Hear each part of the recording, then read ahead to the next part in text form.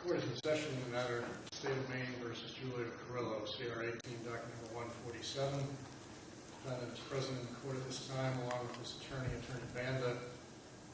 The purpose of today's proceeding is to proceed with the sentencing hearing involving the charge before the court to which the defendant had previously pled guilty last month.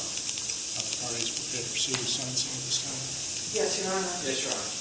The court would note at the outset that the court has received and reviewed submissions from both parties' attorneys, which included sentencing memoranda as well as attachments associated with those memoranda. In addition, the court has received written statements from various family members of Marissa Kennedy, various family members of the defendant, Julia Carrillo, a written statement made on behalf of Sharon Carrillo as a statutory victim of the case as well.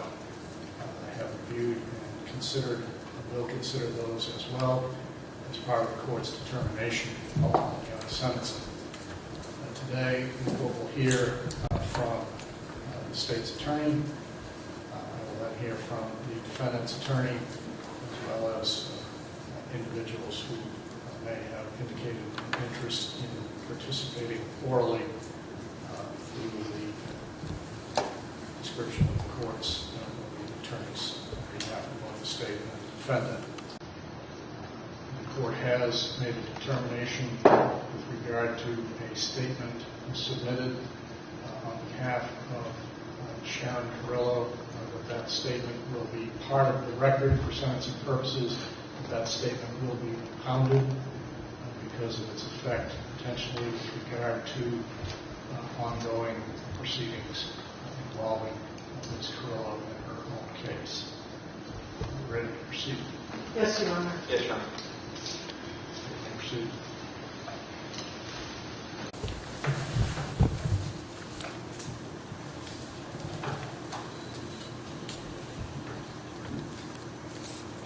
Because this is the sentencing of Julia Carrillo, the state will only reference his involvement in the death of Marissa Kennedy. On February 25th, 2018, 10-year-old Marissa Kennedy died as a result of prolonged inflicted torture. For months after her return to the family home in Stockton Springs, she was forced to kneel for hours on the ceramic tiles located in the hallway of the home. And while she kneeled on the floor, she was repeatedly struck with hands and feet. She was struck with a belt and a mop, causing patterned injuries that covered her body.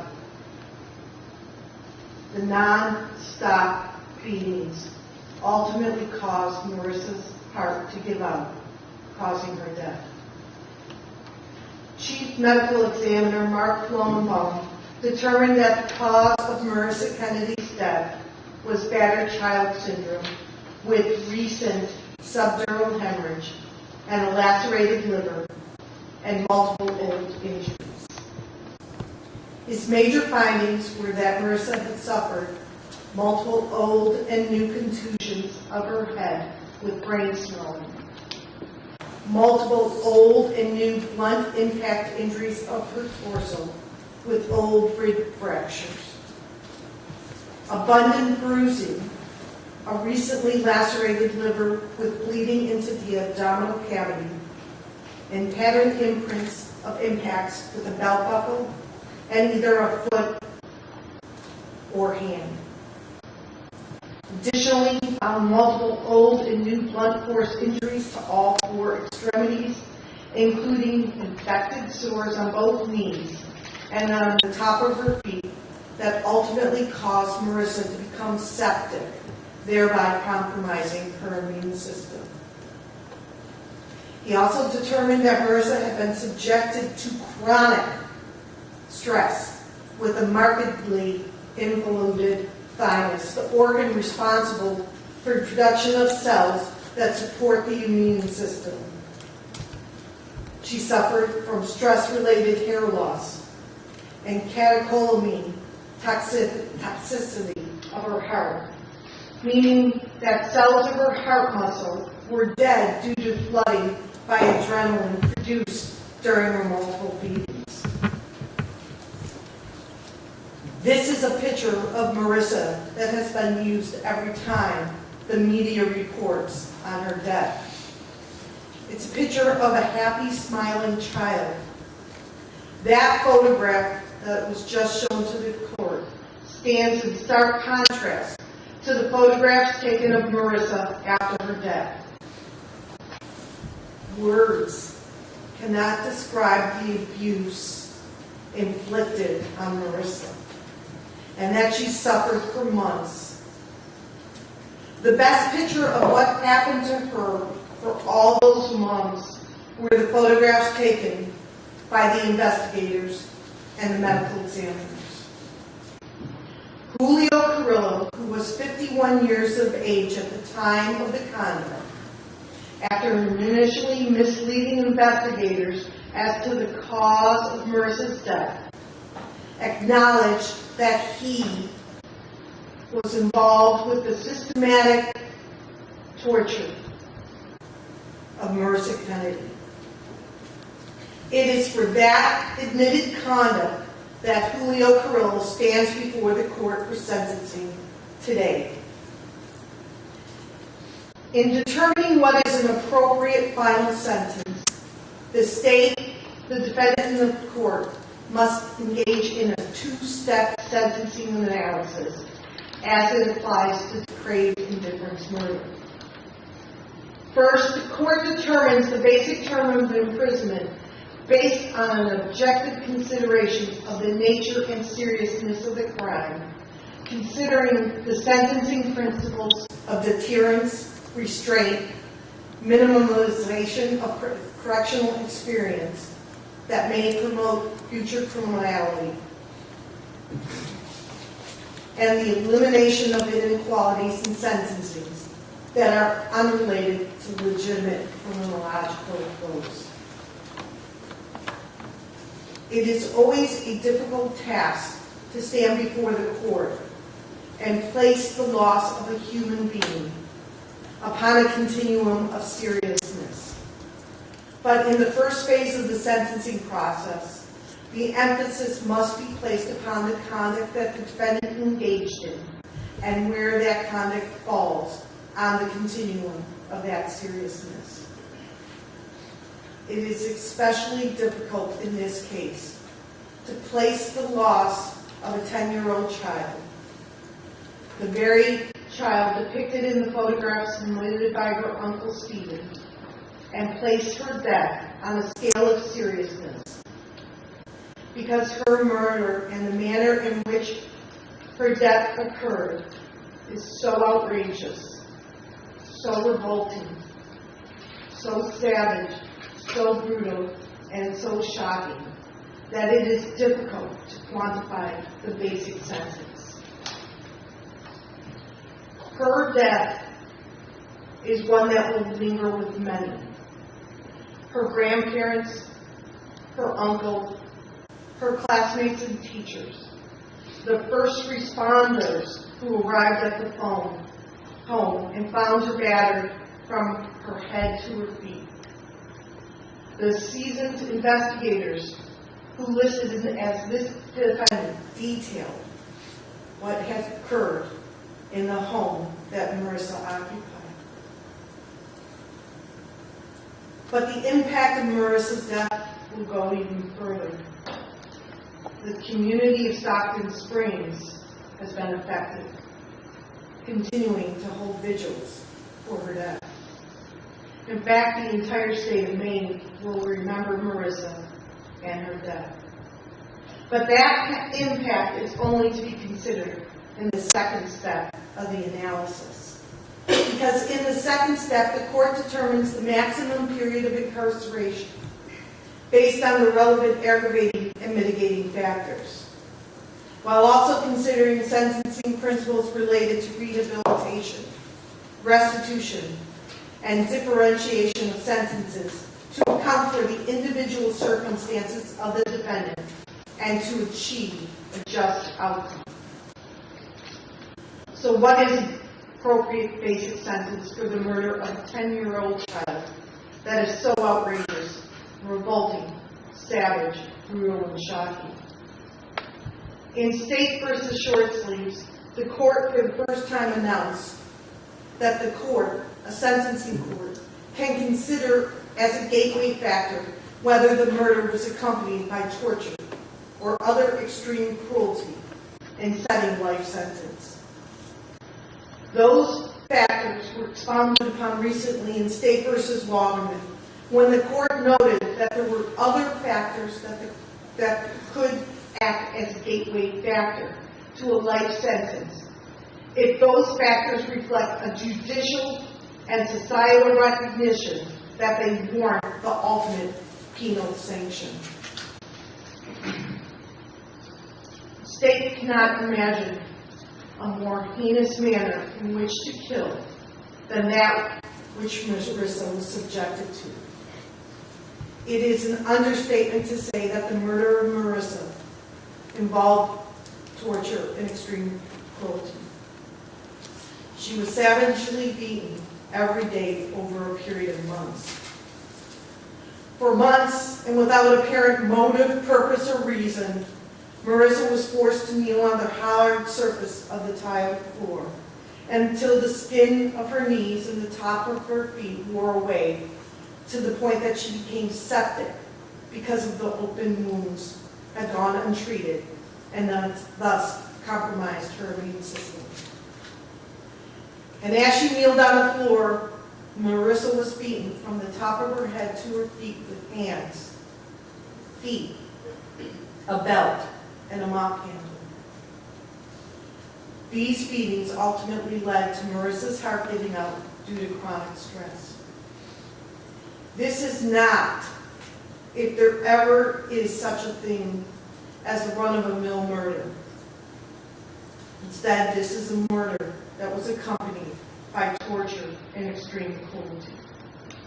And that is a factor that the state encourages the court to consider in setting the basic sentence. But there are other factors as well. The court is encouraged to consider in setting the basic sentence that this was a domestic violence homicide. The relationship of Marissa and this defendant fell well within the definition of family or household members, characterizing this murder as a domestic violence homicide. The age of Marissa at the time of her death is also to be considered, and the state would encourage the court to consider. In 17A MRS 1251, the legislature has said that in setting the length of imprisonment, and it applies to murder as well, if the victim is a child who had not in fact attained the age of 6 years at the time of the crime was committed, the court shall assign special weight to this objective fact in determining the basic sentence in the first step of the sentencing process.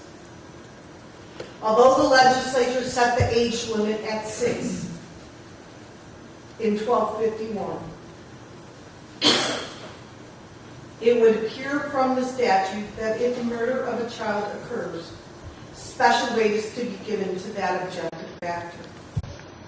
The fact that Marissa had just turned 10 in October and was only 4 years outside of the age limit at the time of her death should not preclude this court from considering her young age in setting the basic sentence.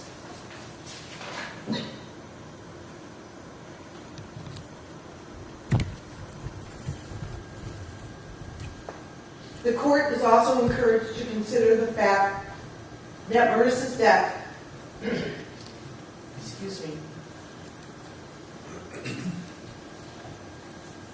occurred in the presence of other children.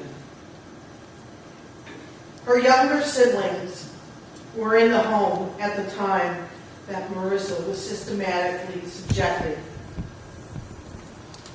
to the beatings that took place in the hallway of the home.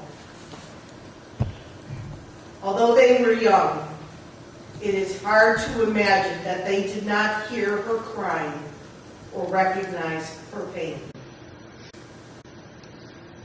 As they mature, they may begin to recall what they saw and heard.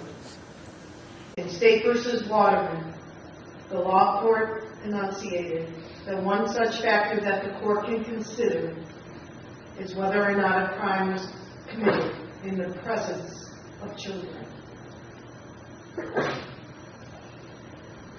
Now, in the state sentencing memorandum, some comparable cases were submitted, and those included State v. Vinyl Proctor, State v. Everlyn, and State v. Giles. And although we can consider comparable cases, the law court has also indicated that it is not controlling as to setting of the basic sentence or the final sentence. One of the cases that I do want to talk about is State v. Giles. The state outlined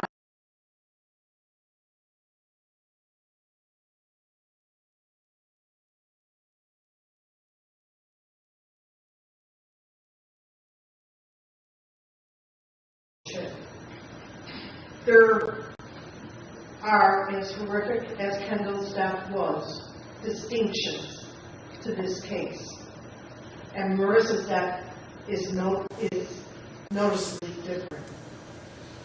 The court, when sentencing Shauna Gatto, placed significant weight on the fact that she had taken on quite a bit in raising two very young children, and that her actions that ultimately led to Kendall's death were born out of being overwhelmed with the task of raising young children. That can't be said about Marissa's death. Instead, she was systematically forced to kneel on the floor, raise her arms, and then was subjected repeatedly to being struck with hands, feet, and objects, to the point that it became ritualistic punishment for perceived minor infractions, if such infractions even existed. This was not a situation where the defendant was overwhelmed, as found by the court in State v.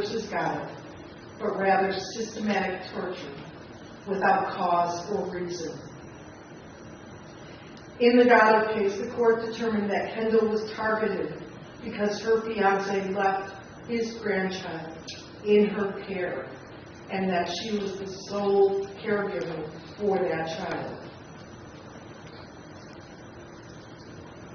In this case, when you consider the factors as just outlined, the basic sentence that the state encourages the court to find is life imprisonment, because it is characterized as a murder in the words of the definition of depraved indifference: outrageous, revolting, savage, brutal, or shocking, that readily demonstrates an almost total lack of concern or appreciation for the value of human life on the part of the defendant.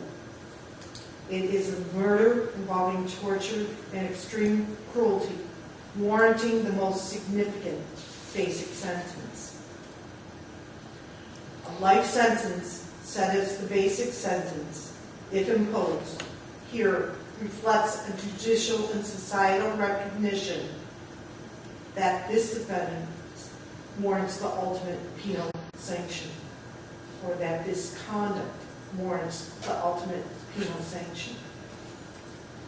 As stated earlier, the analysis doesn't stop at the first step, because the court and the parties, after first determining the basic sentence, must next consider the aggravating and mitigating factors peculiar to this defendant to arrive at the maximum sentence.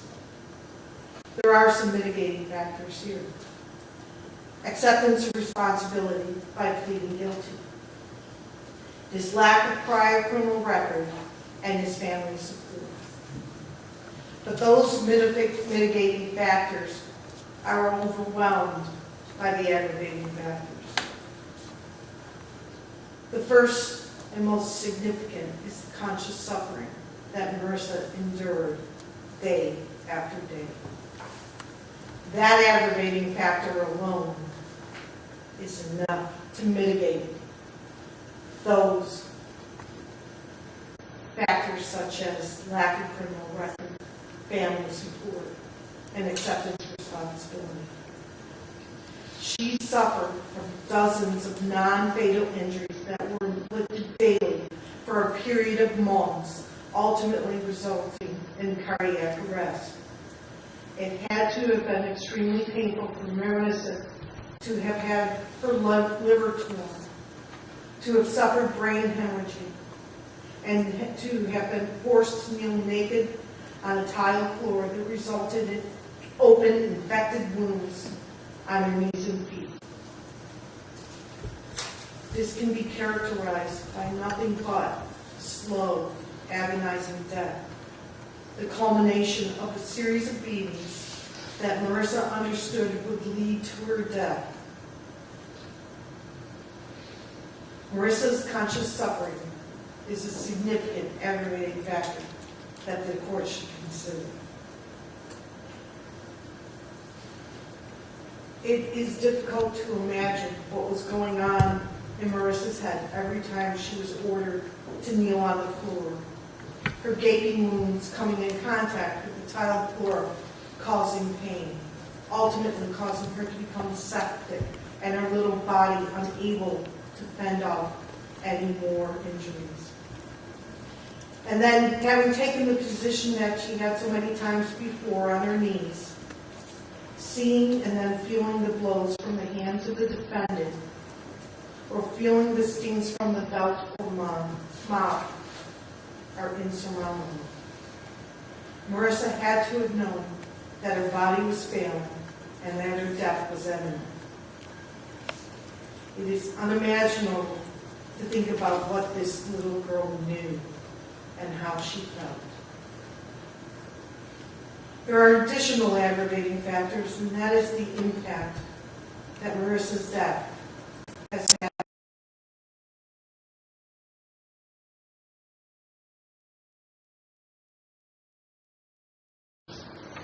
Those first responders and others will be affected by her death for the remainder of their lives.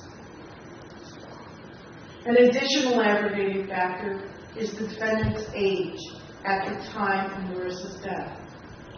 This is not a situation involving a naive and inexperienced parent caring for a child.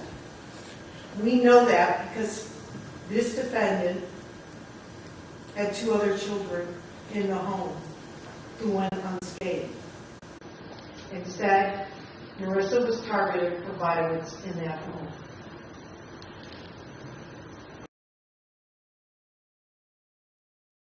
The aggravating factors, and therefore no downward deviation from the basic sentence is warranted. The state therefore recommends a maximum and final sentence of life in prison, and that he be ordered to reimburse the Victims' Compensation Board jointly and severally for $6,100. Such a sentence addresses the general purpose of sentencing in 17A MRS Section 1151. It gives fair warning to the type of sentences that will be imposed when a child is subjected to torture and cruelty. And it does not diminish the gravity of the offense, especially when we take into consideration Marissa's age.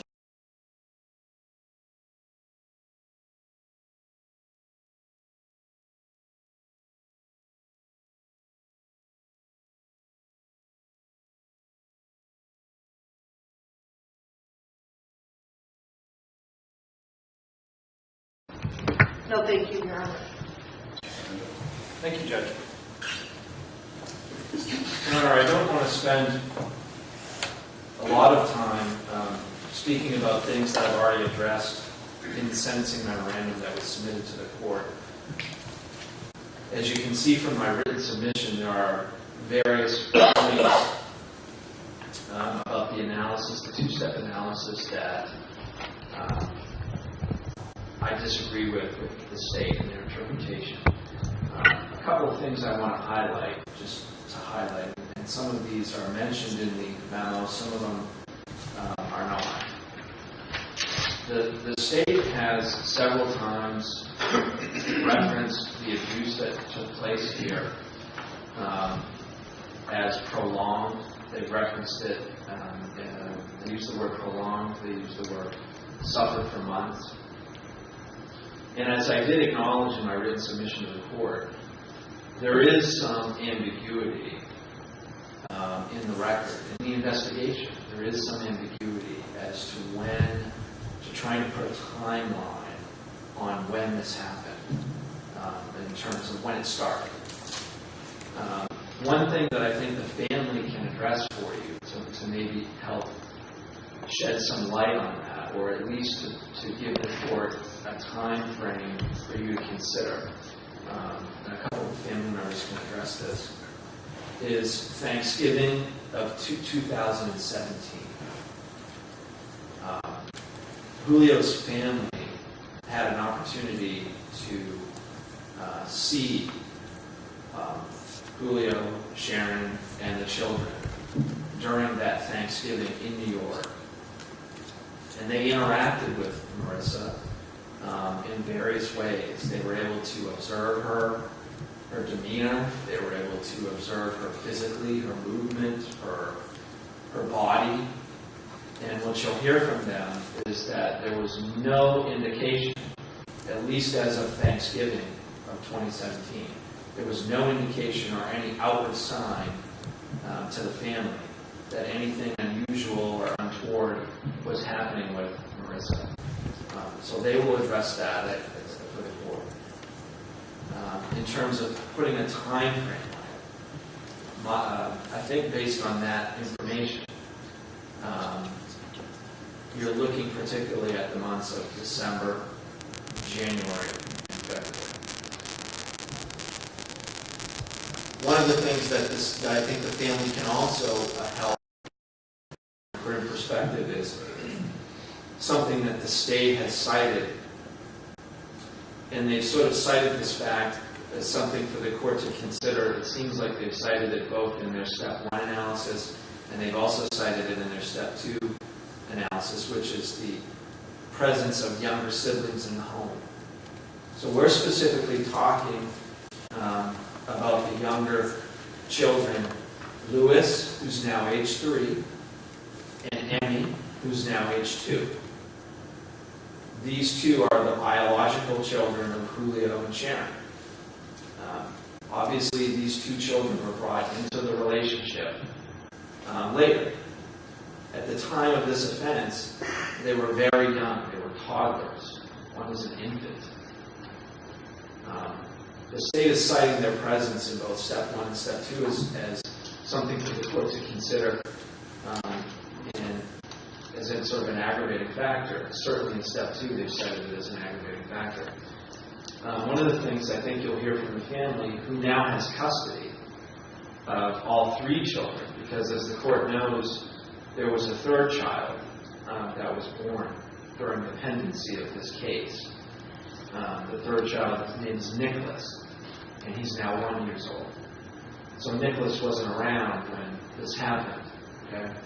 But I think what you'll hear from the family is having custody of who now has custody of these children, is that these children are healthy, happy kids who, by at least their observations and their interactions, do not appear to have any negative, lingering effects from anything that they may have experienced or been present for in the home of Julio and Sharon Carrillo.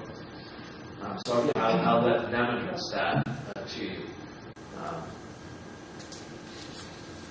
The state has indicated that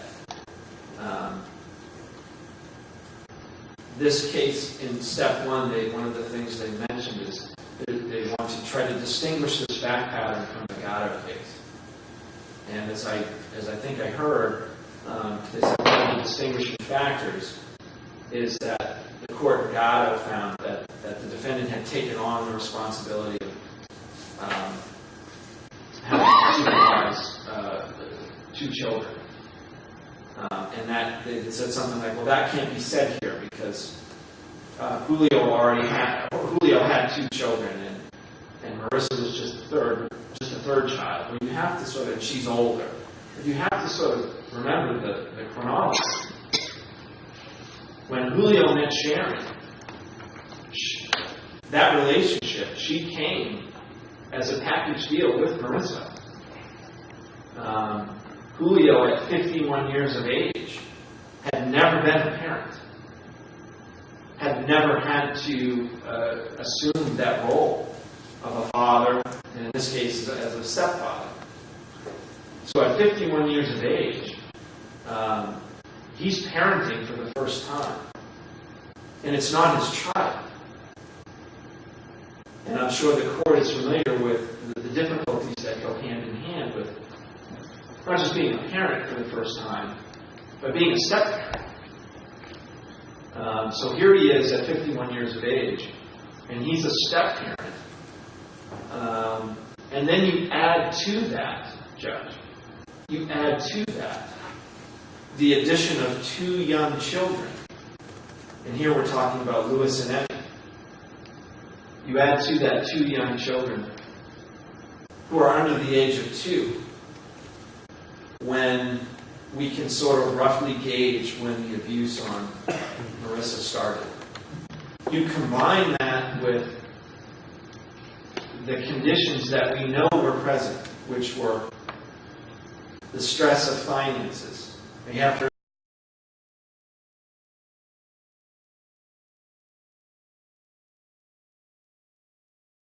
Bangor. So they moved away from their family support, away from, and basically had no one to rely on, no one to lean on other than themselves. With Marissa and with two young kids. And you add to that the stressors of the finances, it's undisputed. I don't think the state would dispute that this family struggled with finances. They struggled with finding work. They ultimately had to move from Bangor. And they were fortunate enough to be able to move into that condo because Sharon's family owned that piece of property. There were a number of factors here that the situation is, it's not that it's distinguishable from Gatto. It's actually very similar to Gatto in the sense of having a young family to take on and to deal with the various stressors that were happening there. And of course you have to remember there were a number of things happening. Hospitalizations, which is undisputed. Numerous hospitalizations for Marissa. And these are mostly behavioral issues. And there's no suggestion to the court that from the state that previous hospitalizations had anything to do with abuse. Because if they had, I can guarantee that those people, those medical providers, all of those people who saw and treated Marissa for all of those behavioral issue hospitalizations, they would have been witnesses. They would have been presented to the court as people who would have seen or to be able to put a date on when this abuse happened. And why isn't that being mentioned? It's not being mentioned because the abuse wasn't happening. And it wasn't happening until sometime after Thanksgiving of 2017. So this case is very similar to Gatto in that you have an overwhelmed, what I would submit to the court, is an overwhelmed parent in a situation where the number of factors that I've laid out in the memo perhaps contributed to this situation. And I think Julio can also, when he addresses the court, he could probably address, I think he's going to address some of those issues for you. So I don't consider, as the state said, I don't consider his age as an aggravating factor, as I've laid out. I consider his age as a mitigating factor for not only those reasons, but also the reasons I've cited in the memo in terms of his serving a sentence, and the bulk of his sentence will be served over the age of 60. And all of the problems attended with that, which Julio's experienced already, not the least of which is what I call the predation that he's experienced, or the interaction with other inmates who have been violent with Julio. So I consider his age to be a mitigating factor, as I've said in the memo. But the most important mitigating thing that, and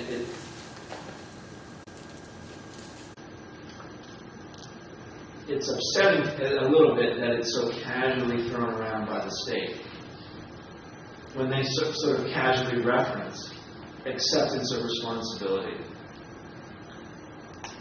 I hope everyone in this courtroom understands when we say acceptance of responsibility, this is what it means in this case. Julio was the first person to come clean to investigators about what was happening in that home. That's indisputable. Julio didn't invoke his right to remain silent. Julio didn't ask for an attorney. When Julio obtained an counsel, Julio agreed to speak further with representatives of the state.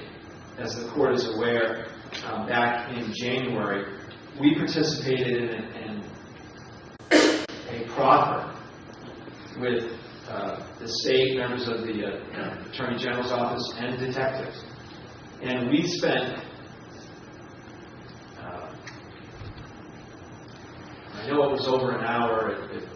I think the state can correct me on this, but it might have been a couple hours. We spent with the AG's office and detectives having carte blanche access to Julio, where he didn't raise any privilege.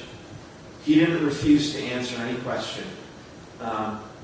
He took every question and tried to answer it as best he could, with no interruptions from myself, no refusing to answer anything.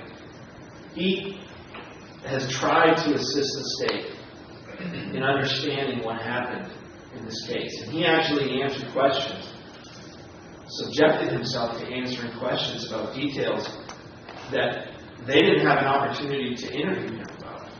And I'm specifically referencing a photo that was submitted to the court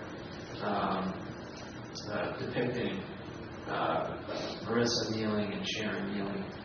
That photo, which you've seen in other contexts, that was brought up with the motion to suppress, that was discovered later. That was discovered after Julio had counsel. Julio gave the state an opportunity to ask him questions about that in the context of that proffer. And most importantly, Julio has pled guilty to this offense. This trial, as the court is well aware, this trial could have lasted a week, 2 weeks. Other people were saying that it might last 3. To say nothing of jury selection, and to say nothing of the time and expense that would have been put into trying to impanel a fair and impartial jury, given all of this media attention on this case over the last year and a half. All of that has been avoided. All of that has been avoided because Julio has accepted responsibility. And I think that needs to be a huge consideration. Just as a sentence needs to give fair warning to defendants about what can happen to them if you engage in this type of behavior.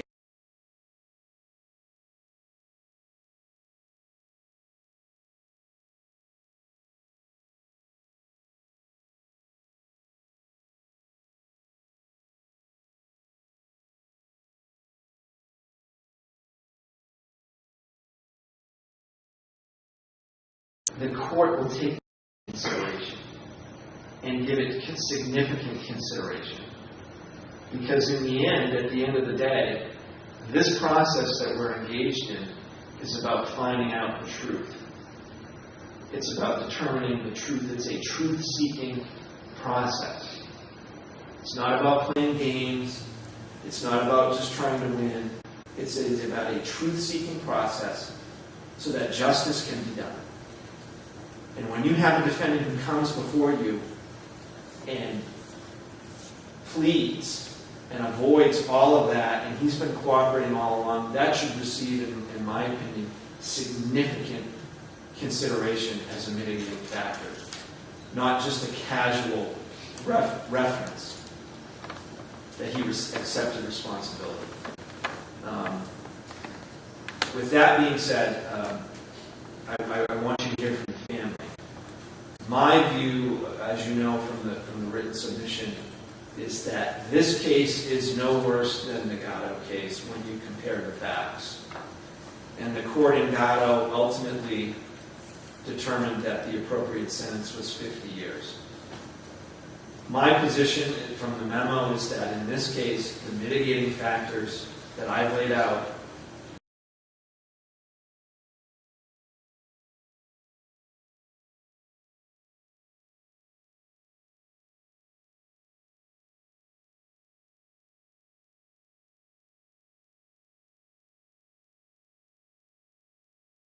on any of this, but I believe that the mitigating factors suggest a downward deviation from the base sentence.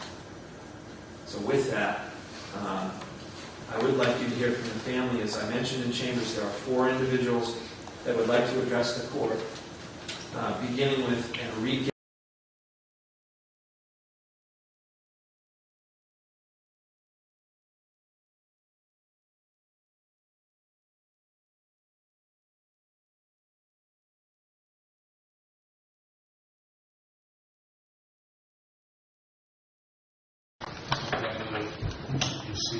Yes, both sides.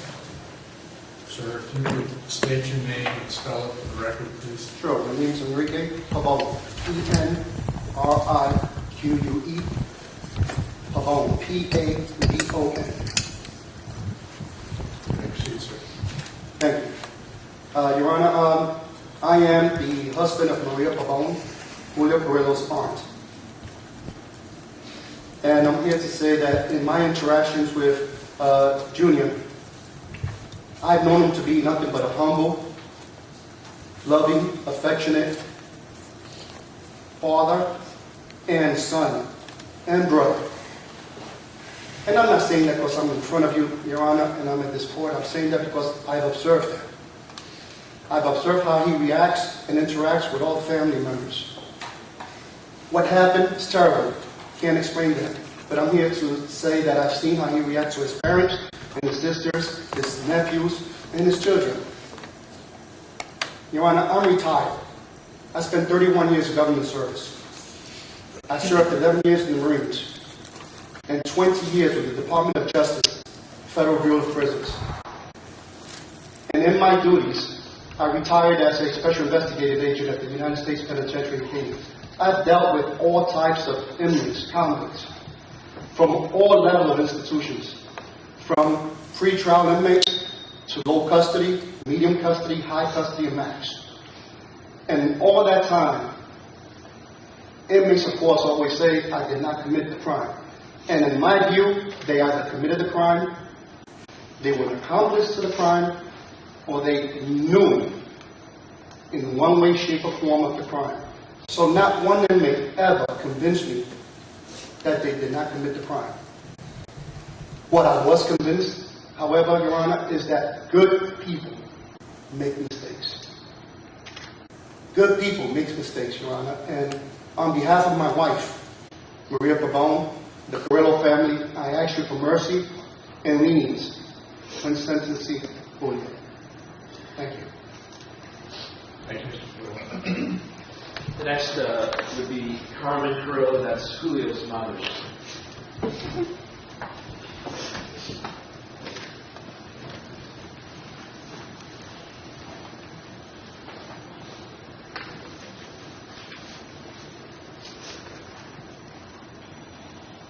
Ma'am, if you could state and spell your name for the record, please. It's Carmen Carroll. Carmen, C-A-R-M-E-N. Carroll, C-A-R-R-I-O-L-O. Your Honor, I am the mother from the Carroll. I have nothing written. I don't use fancy words. My memories of my son are in my heart. We had gotten, when this incident happened, many calls from reporters to talk about my son. We are not a showboat family, but I knew this day would come, that we would have to speak. And so, my son is my second oldest. My husband and I have been married 56 years.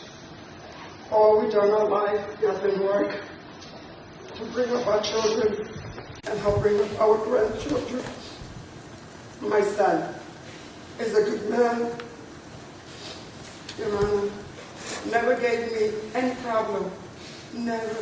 Not as an infant, toddler, preschooler, high school, teenager. Never. All he's done his entire life was work and family. All he's done. When we came, he was raised in Puerto Rico. And when we came back from Puerto Rico, he was like 12, 11 years old. And things were bad, getting back on our feet. And he would go to the local supermarket and pack groceries. And whatever little tips he got, he'd bring them home. And that was to use in the house for bread, eggs, milk. As he got older, he worked in the summer youth program at Blessed Sacrament, at Sacred Heart. He worked with the young kids. Father Murphy and Sister Eileen loved him. They loved him. He would always go, even after working hours, and go check on Sister Eileen to make sure the rectory was clean, the garbage was put out. And then, he was a little older, he told me one day, Mom, I don't want to go back to school. And I said, what are you going to do? He said, I'm going to get my GED. I'm going to get a job. And I said, you're going to get a job. Okay. As long as I get a GED from you, I'm happy. And that's what I got 3 months later. He got his GED from his high school diploma. And he worked, no matter what kind of job he got, he did it. When the young kids on our block, on our street, in Brooklyn, had no club to go to, they had no place to go and play, he became a father image to these young boys, which you have gotten some letters. He gathered these boys up and took them to the local park, and there he would play football, basketball, baseball, kickball, whatever it was. And I used to fight with him because I said, they're younger than you, William, Junior. We call him Junior, Your Honor. And God forbid, something happens, you get in trouble. He says, Mom, they're like my kids, they're like my brothers. And he did this. Summer, winter. Payday, when he got paid, he would treat them to pizza and soda. And these kids today are professionals and are heartbroken because of what's happened. And then, later on, in his 20s, when the Iraq War broke, he wanted to fight for his country. They didn't take him because of the metal in his legs. He got metal in his legs and screws. And so he wanted to do something better, something good. So he joined the American Corps. There, they sent him to Kentucky. In Kentucky, he organized, and they sent him to a very bad place because we were scared when we drove up. They sent him to a very, very low area. And there he organized, and there he built the help build a community. A park that was garbage, all that were garbage. It became a park for the children to play in. He's always given of himself. Always. He's always put himself last. Always. And from then on, all he's done is work, work, work. He came home from Kentucky, got a job, a excuse me, John, I'm going to backtrack a little bit. Please forgive me. When he was like the age of 17, 18 also, they opened up a homeless shelter in my community. And they needed volunteers. And Julio and I volunteered to work in the shelter. Every Wednesday, we left work early. We come home and cook. Wednesday was our day to participate at the shelter. We come home, we cook, we get everything ready, and we go to the shelter. When the men came in at 12 o'clock, we served them their dinner. We had their beds made. And we took care of 12 homeless men for 10 years. In the morning, they got up, we fed them breakfast. We cooked breakfast and made them breakfast and sent them on their way. We cleaned up and got the place ready for the next night, for that night. We went home, showered, dressed, and went to our jobs. For 10 years we did that. Volunteer. Anything that had to do with volunteer work, Julio was there. He was the first one to say, "You got me, I got your back. I want to be one of the first to help." If someone, he knew if someone was hungry, he said, "Mommy, can you make a plate?" He's hungry. He always looked out for the ones who didn't have. And then he came back from Kentucky, fell in love, and he married. He got into a relationship with an already made family. My little friend who I love very much, Marissa. I used to call her my little one. We used to do our nails together. Sometimes I take her for a haircut. And we had a good life. She called me Grandma. And so,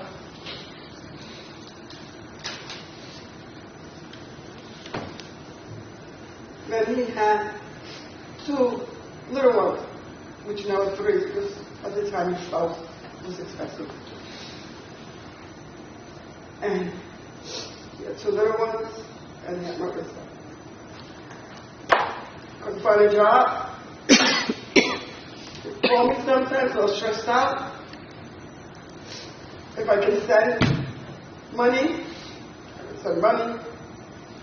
I wanted him to come home. I wanted him to come home. Because he had no support where he was. No support whatsoever. I said they didn't have a couch to sit on. When he brought him home, a lot of stuff. And I used to say, how can you live like that, son? It's not a life. You need to come home. I had a daycare which I shut down because of the babies. And daycare. I had 2 of them in New York City. And I said, your children can attend daycare. You don't have to worry about that. And I fixed the rooms in my house. I turned my house inside out and made space for them to come home so that they would have the support they needed. The weekend that we lost my girlfriend, it was the weekend they were supposed to come home. Backtracking again, Your Honor. They would visit New York. They would have very good times in New York with us. The babies, Marissa, the spouse. And the last trip they made to New York was Thanksgiving. Came to New York for Thanksgiving. And we saw nothing on Marissa. Nothing at all. We went shopping, her nails done, and she was as happy as always. And he was beginning to learn to crawl. Louis was crawling under the table, under the chair, and they were all over the house. We had people at the home. Marissa had herself a very, very good weekend. On Saturday night, she took a shower. She had short pajamas. And I said, honey, you're not cold. She says, no, Grandma, I'm not cold. There was no mark marks on her legs. There were no bruises on her arms. There were no bruises on her face. Because, Your Honor, if I had feared anything, I swear to you that I would have been the first one to take action.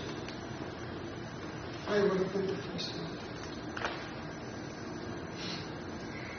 And so, I stand here before you as a mother with a broken heart who did not ever expect to see my son where he is today. I love my son with every fiber of my soul. I am not ashamed of him. I am not embarrassed of him. I am not your mother, because that's not what mothers do. Your Honor, I have put my son in the hands of two very powerful individuals. One is my Lord Jesus Christ, and the second one is you, Your Honor. So please look at my son in a heart of love. I beg you. I beg you, if I was able to take his place this instant, I would do it.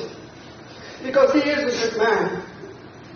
He's never been an evil man in his life, not as a child, and not as an adult. Something bad happened, yeah. But there were a lot of factors to it. I ask you to please look at him with a kind heart. Only as a mother can ask. Only as a mother can ask. For the love of my son. Thank you. Thank you. Thank you, Mr. Grillo. Thank you, Judge. The next individual will be Julio's father, who'd like to address the court.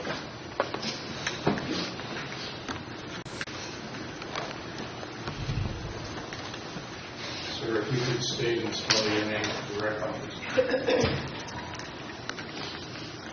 My name is Julio Carollo. J-U-L-I-O. C-A-R-R-I-L-L-O.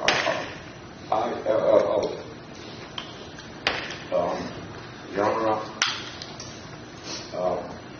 they're depicting my son as a monster. Everybody has their moments. He is not a monster. He's a good man.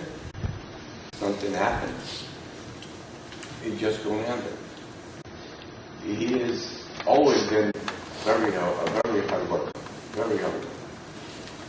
Around the neighborhood, the neighbors love him. He helped the neighbors do whatever they needed help. When he was growing up, he decided to go to Kentucky to help others. Like my wife says, he always put himself last.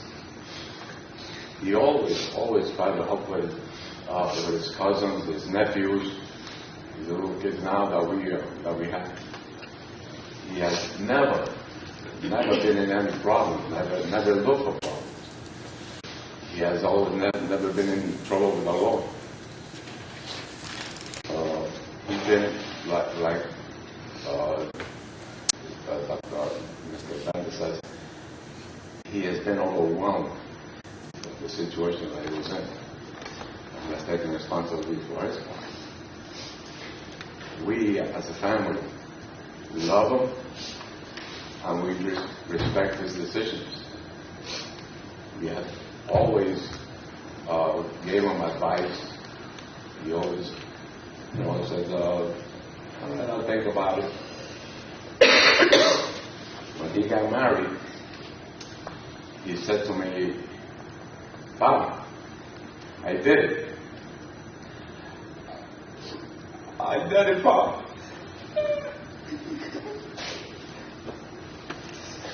He says, I know you did. Everything was wonderful. He had the problem. He couldn't handle it.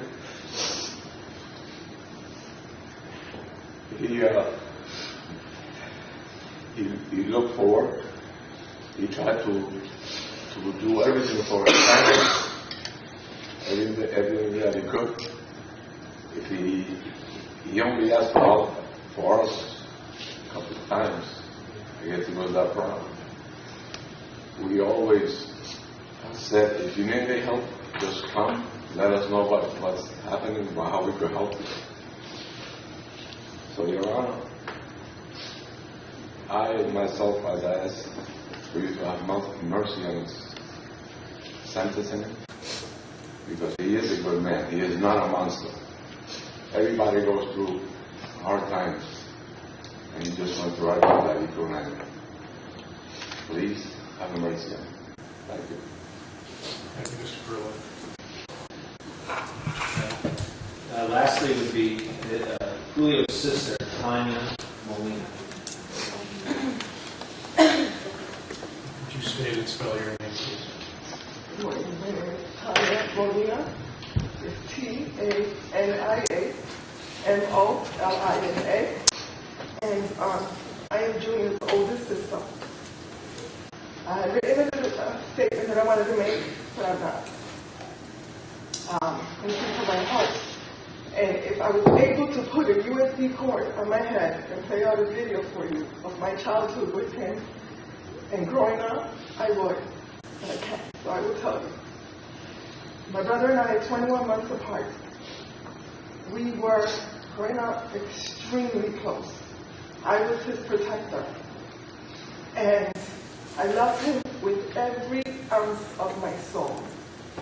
If anyone tried to do anything to him, to bully him or bother him, growing up as a child, I was there protecting him.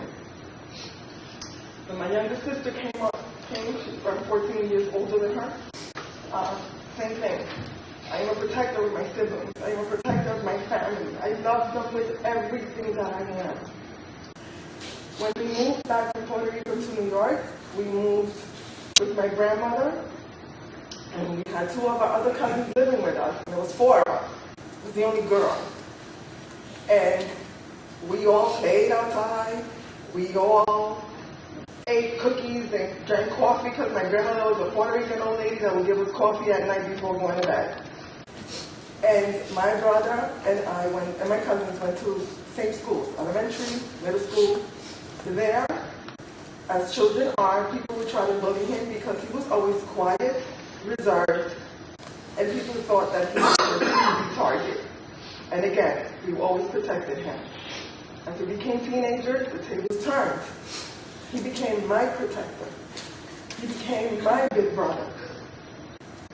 And he never let anything happen to me or my sister. As my parents have stated, he got his GED, always worked. He was stronger than I am, I'll tell you that, because he joined the Peace Corps and went to Kentucky. I'm 54 years old, and I've never left my parents. I've always moved and lived near them. We lived in Brooklyn, they moved to Orange County, New York, and I followed suit and moved to Orange County, New York. My brother moved to Kentucky without knowing anything about the state or anyone, to an area that was pretty shady, to help build a park with the Peace Corps. He was there for several years. We visited him in the summers. And I got married. I had a son. My son, who also wrote your statement, is 26 years old today. But growing up, my son was his little brother. My brother took care of my son like no one else. I never, ever, ever, ever had fear of leaving my son with my brother. In fact, my son would beg me to leave him stay at my mom's house so that he could stay with my brother and watch wrestling and play games, play video games, because they were just like two little kids. When my nephew Jordan, who's 18 years old today, came into the world, the same scenario. He treated them like if they were his, and he called them his little brothers, protecting them, doing what big brothers do. When my brother met Sharon in 2013, it was late November, and I remember because we had just lost my grandmother. And I had walked into my mother's home, and I see my brother holding a little girl with glasses on her face, and all giddy, happy, go lucky little girl.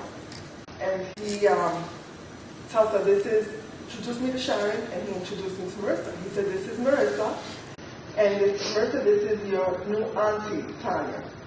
And she said, hello, hi, and when are we going to McDonald's? Marissa was a beautiful, beautiful little girl. Not related by blood, but I considered her my family. Soon thereafter, they announced they were getting married. They got married, the families helped, and we were happy for them because they were happy. Never once did I ever see my brother violent to Marissa, violent towards his wife, ever. Because if he had done any of those things in front of me, Marissa would be like this. So never did the family witness any of those things. I believe and I feel in my heart, knowing who my brother is, at 50 years old, married, a wife, a 5-year-old, a child on the way, Louis is born, then she's pregnant thereafter, Emmy is born, you move out of state, and you come to a place where you have no support whatsoever. Life becomes extremely overwhelming. And I know being a parent can be overwhelming. I was a single parent for many years, single parent of one child, and he was a handful. But I was lucky to have my parents' support. So I cannot imagine what it's like to raise three little children, don't have a job, don't have anything, and just be in the confinement of 4 walls, day in and day out. And reality is outside. I cannot imagine that.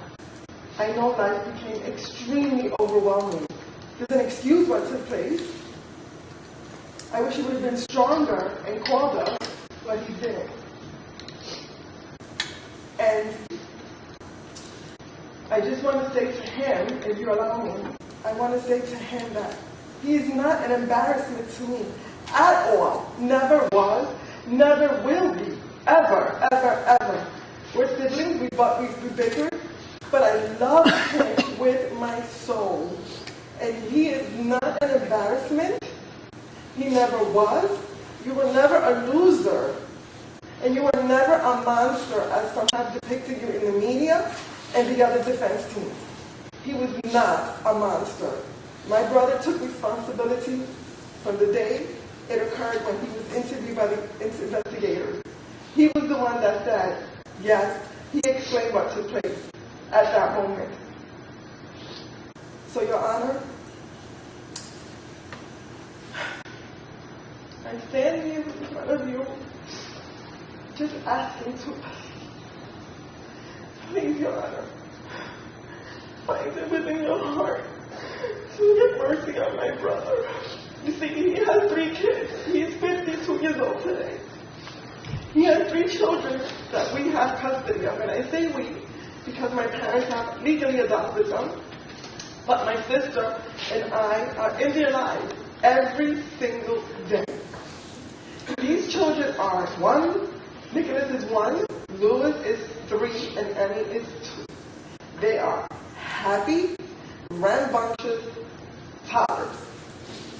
As the state mentioned earlier, that they may have witnessed and they may have traces of memory of this going on in the future, I don't think anyone in this courtroom today remembers anything that happened to them when they were toddlers, 1 or 2 years old.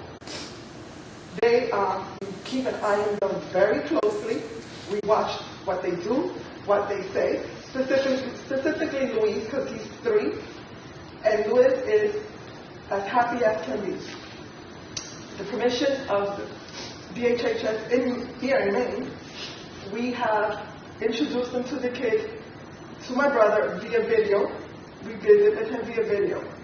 They love him. They don't shy away from the computer. They don't run away. They stand there and they talk to him. Emmy says, I love you, Daddy. Louise tells him whatever little words he's learning. The minute any of us take the laptop out for whatever reason, Emmy says, talk to Daddy. So there is none issues with these children. They will be with us for the rest of our lives. When my parents are no longer here, my sister and I will assume responsibility of the children. And possibly, for whatever time my brother's on this earth, he may have to visit with his children in a state prison. So you see, Your Honor, no one is going to walk out of this courtroom today a winner. Not the Kennedy family, not my brother, not us, but most importantly, his children, because they've lost. They've lost their sister, who they look at every single day because her picture is in my mother's mantle. Her picture is on my refrigerator, so I see it every single day. So those children are the only losers here. And I ask you, and I beg you, and if I could get on my knees, I would beg you to please have mercy on my brother. He is not an evil murderer as he's been called. Just today, in fact, he was called a murderer. He is not cold-blooded. Situation took place, he could not handle it. And I know that if given the chance, he would take every single action back. So I beg you, Your Honor, I beg you from the bottom of my heart, on behalf of myself, my son, my nephew, my parents, and my sister, to please have mercy on me. Thank you. Any other contributions from the council? Would the court like to hear from Julio now, or So we have an opportunity. Is there any other besides the defendant, there are no other people wishing to speak?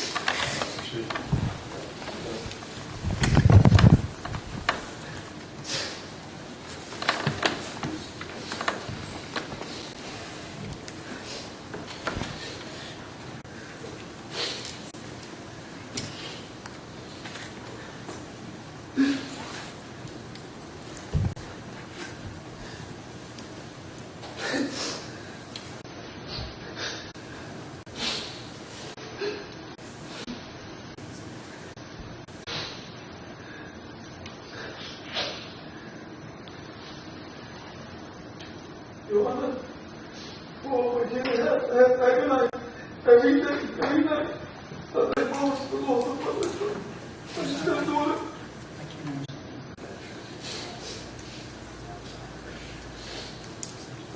For a year and a half, I have agonized every day and every night as I mourn the loss of my stepdaughter Marissa.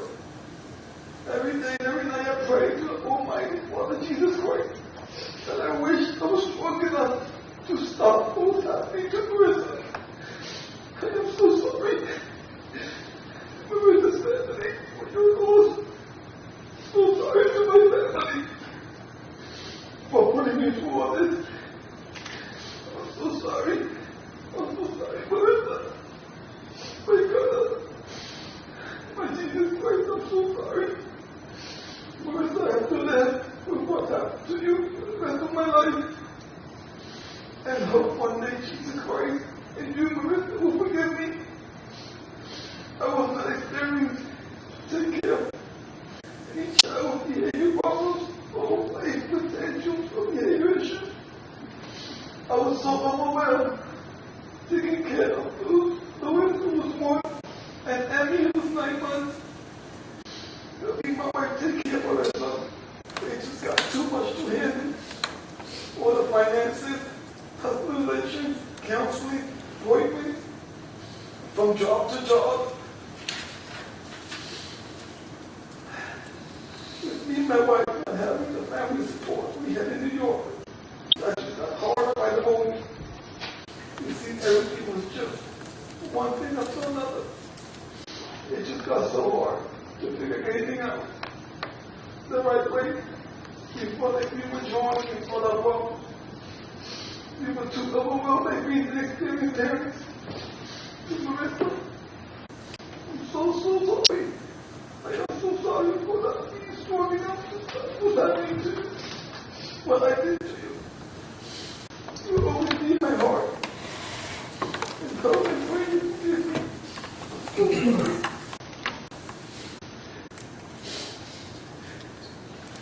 Any further concludes our presentation. Anything further from the state?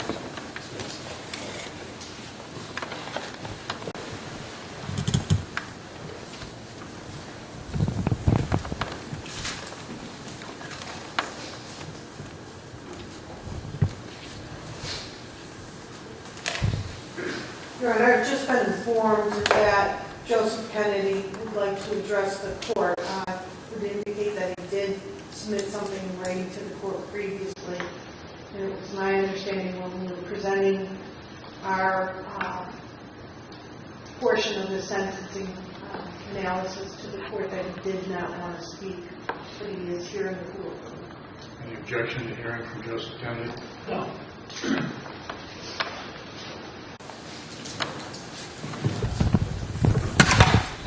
Sir, if you could state your name and spell it, please. My name is Joseph Kennedy, Joseph Kennedy. I am the maternal grandfather of Marissa Kennedy. You may proceed, sir. When my daughter met Julio, we accepted Julio, loved him like a son. Julio came from an extraordinary family, one that I truly and totally admire. They have taken Julio and Sharon's children and are raising them wonderfully. Again, I couldn't ask for a better family to do it. Julio and Sharon, when they moved up to Maine, they started having a troubled time. It had originally started down in Windsor. They had some altercations with the police down there. They moved up here, assuming they would have a much better life. They went up here on their honeymoon, totally enjoyed it. I didn't know it at the time, but things were happening in Bangor that shouldn't have been happening. Tempers were flaring. Things were mentioned to DHHS about the conditions. When my daughter asked me for the use of the condo for a week down in Stockton, I happily agreed to that. During numerous times when I met with Sharon and Julio, I talked to Julio that if things were getting too rough for them financially or emotionally, that my son Stephen had offered to take Marissa down to New York and take her during the school months to raise, and then bring her back up here to Stockton for Sharon and Julio for the summer. Not once, not twice, but a minimum of 3 times I sat down with Julio. And it was with Julio I spoke because my daughter is of low intelligence, and I consider Julio the brighter of the 2 adults. And he would sit down with me and he says, yes, Dad, I will. I'll consider that. Now I've got a dead grandchild of whom I dearly miss. I would trade my life with hers in a heartbeat.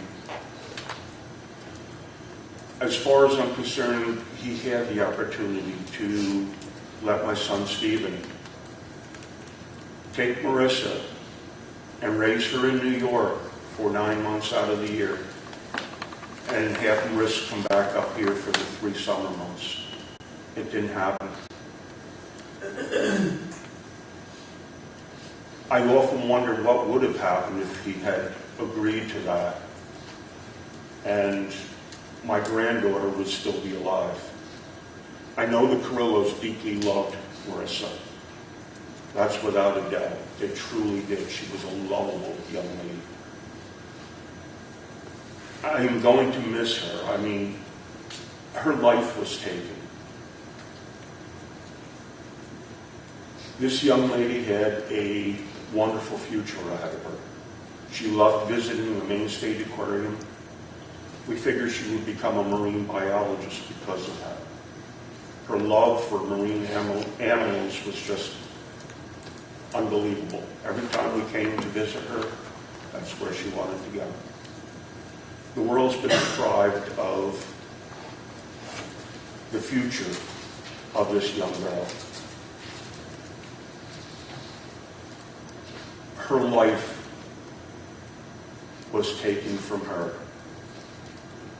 Please, in your wisdom, make your sentence for life imprisonment. His life in prison will not nearly be as long as the life that Marissa could have enjoyed. Thank you. Thank you, Mr. Chairman. Anything further from the state?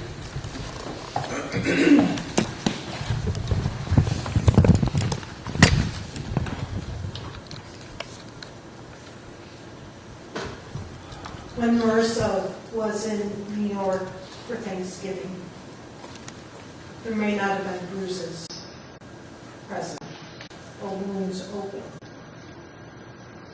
But for the entire month of December, and for the entire month of January, and for virtually the whole month of February, she was subjected to systematic, almost daily beatings. So when the state says that this has been occurring for months, that's accurate. In the first step of the sentencing process, the court can consider the presence of the truth.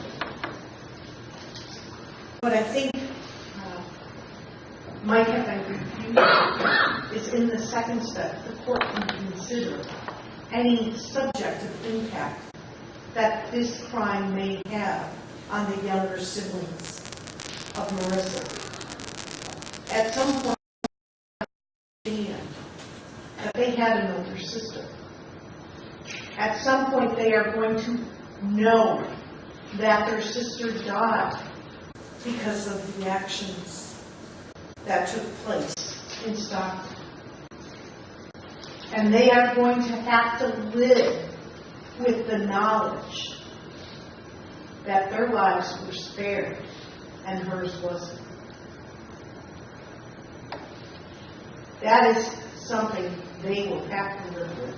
And that is something that the court can consider in the second step of the sentencing analysis. Being a parent is perhaps the most difficult job that any individual is going to undertake, whether it is a parent to a biological child or the step-parent. And during the course of raising that child, you are going to encounter financial obstacles, emotional obstacles, employment obstacles. And there are going to be times that you have to discipline your child. And you discipline that child by taking away privileges or putting them in timeout. Things this defendant knew. You don't beat your child on a daily basis to the point that their heart gave out in an effort to punish or control their behavior. This defendant had support. He had the support of his own family. He had the support of Marissa's grandparents. If things were so overwhelming to the point where Marissa had to be subjected to almost daily beatings, you reach out for help. You pick up that phone. You make that call. This was a family that had support here in Maine. Services were in place. this family knew how to reach out for assistance. If things were so bad, reach out. Don't report to your employers, 2 separate employers, that your child had died well before that child had died. This defendant told his employer at Job Lot and then at Kosher's Market, or at both of those places, that his daughter had died when in fact she hadn't. And you report your daughter as being dead because you know she's suffering. The state's not saying that this defendant is a monster. But what he did to Marissa Kennedy was monstrous behavior. And it is conduct that requires a life sentence. And with respect to the statement from Mr. Kennedy, do you have any further response since that came after your opportunity to argue? No, you're not. Just Excuse me, Your Honor. I am asking for an opportunity to speak on behalf of Sharon Carrillo, and there wasn't an appropriate time for me to stand and make this request since I am neither with the defense nor the state, but I did make that fact aware to both the court and both of the parties. And so I would like just an opportunity to briefly speak on behalf of my client. say we should be heard. We haven't received the written submissions, Your Honor, on any presentation to the court. Ms. Shaw, can I confirm the written statement that was submitted, I alluded to, that came through your office, is that correct? That is correct, and I do not plan to read that statement, so that is separate from what I would be saying here today. Anything further from the statement? I would indicate that the statute under 17A 1174 just says an attorney for the victim may submit a written statement or make an oral statement on the victim's behalf. The written statement having been submitted, I think that is sufficient for the reasons we outlined previously. Mr. Bandel, do you wish to hear? 2 points. The statute is or. Submit a written statement or make an oral presentation. It's not submit a written statement and make an oral presentation. So the written statement's been submitted, number one. That's all that the court is required to accept, given the impoundment order that was issued on that written statement. I have concerns not knowing what is intended to be spoken orally. I have concerns that the content may contain details or information that might similarly be of the nature that cause the court concern to issue the impoundment order. So without knowing what's going to be said orally, I think that the real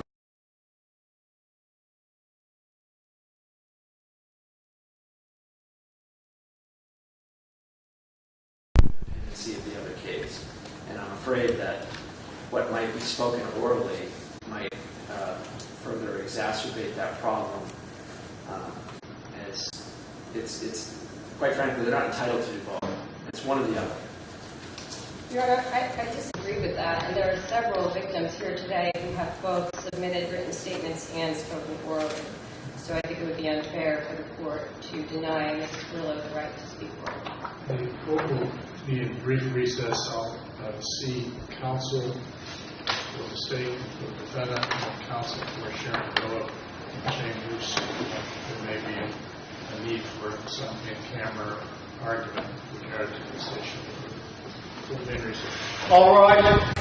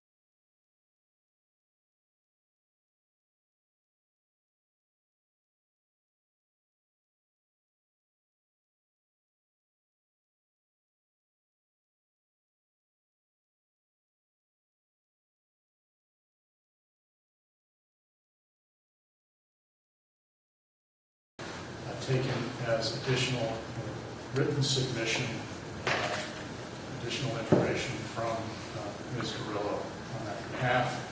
The same reasons I expressed earlier, that information will be impounded, and it will be part of the record for the court's consideration.